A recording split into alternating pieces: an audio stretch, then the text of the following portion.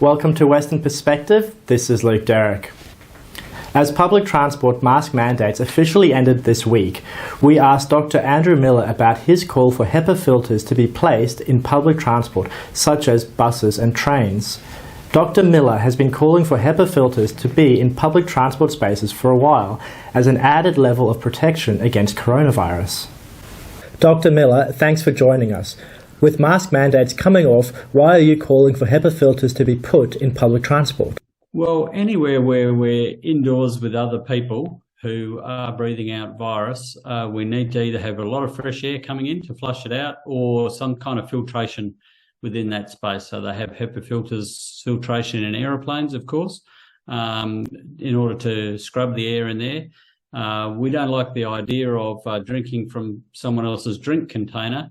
We shouldn't be accepting that it's okay to just breathe someone else's dirty air. Technically, how would this be done? There are a lot of solutions available in addition to just opening windows and letting air flow through to filter air. But when you're inside a crowded bus, nothing will protect you from the person who's right next to you because the air still has to go and get filtered. So masks are the best way to protect yourself, but certainly it would assist if there was some kind of HEPA filtration on any recirculated air inside vehicles and inside buildings. And yes, all of these things are feasible and not that difficult to do. What kind of benefits would this bring given mask mandates have come off? Well, you can actually get very effective clearing of air using HEPA filtration. And although masks will no longer be mandated, the government's careful to say that we should be wearing them when we're in crowded indoor locations. So it's unfortunate that they're giving up the leadership on this, but that doesn't mean that people need to feel they will go entirely unprotected, and they should be encouraged to wear masks in those circumstances. And I think that if we do get a new variant which drives case numbers up, then we'll see people returning to masking because they'll realise that we don't yet have a solution that gets rid of the virus completely. With the end of the state of emergency, what do you think will be the future of virus management as much of it is being handed back to individuals? Well, we heard the New South Wales Premier say that we just have to expect that there's going to be a lot of deaths. And if we don't want to be getting sick repeatedly, risking long COVID or chronic COVID symptoms, and we don't want to be infecting people who are close to us who may be vulnerable to, in particular, to severe outcomes from this disease, then we do have to look after ourselves. So it's turning into a bit of the Wild West out there, and we need to take effective action when there's virus around in the community to protect ourselves and our loved ones. And in the end, I think the government will be forced to act because we will start to see cases go back up again within the hospital sector, and the long-term health burdens, of course, will be bad. But in the meantime, it's a little bit like having to assume that the government are now allowing people to decide whether or not to drink and drive.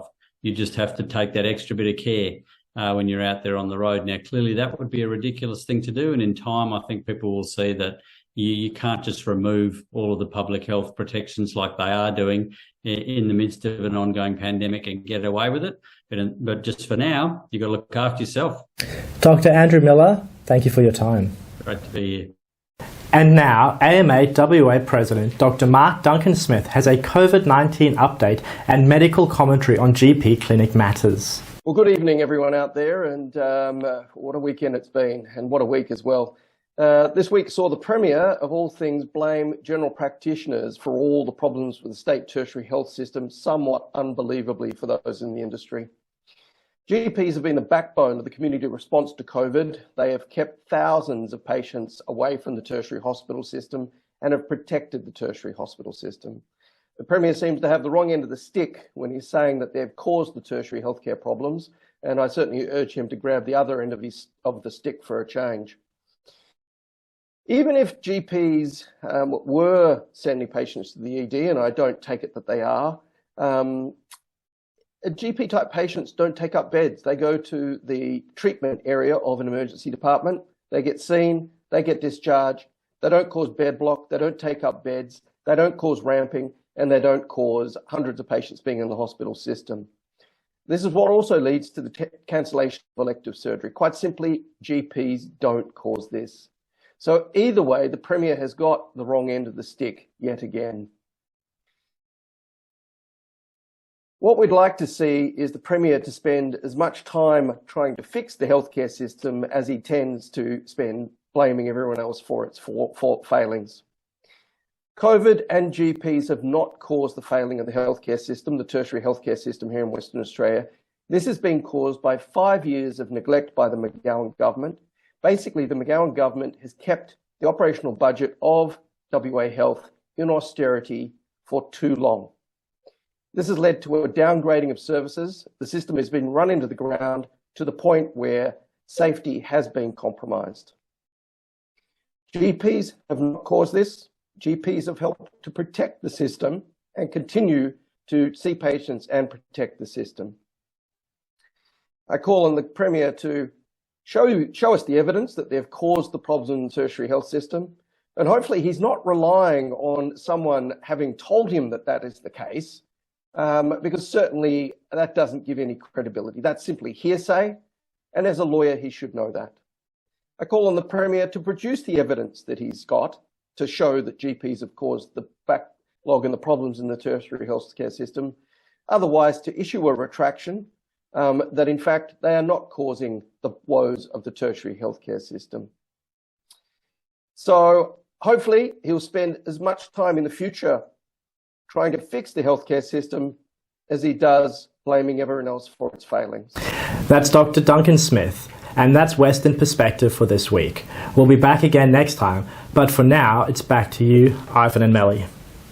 Thanks, Luke. And now, here's Leo with what's coming up on 6 News tonight.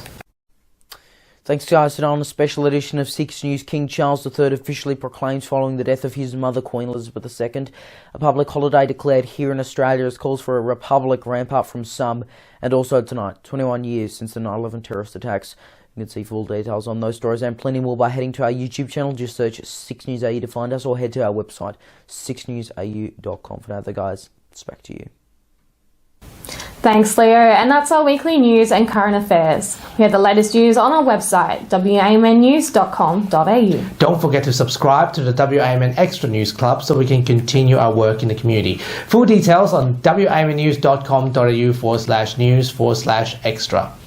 Melly, it has been a very tough week for many Australians, particularly for our friends in the United Kingdom as well, and our thoughts are with them and also with the royal family. From both of us, we wish you good health, good night, see you next Sunday. Thanks for watching.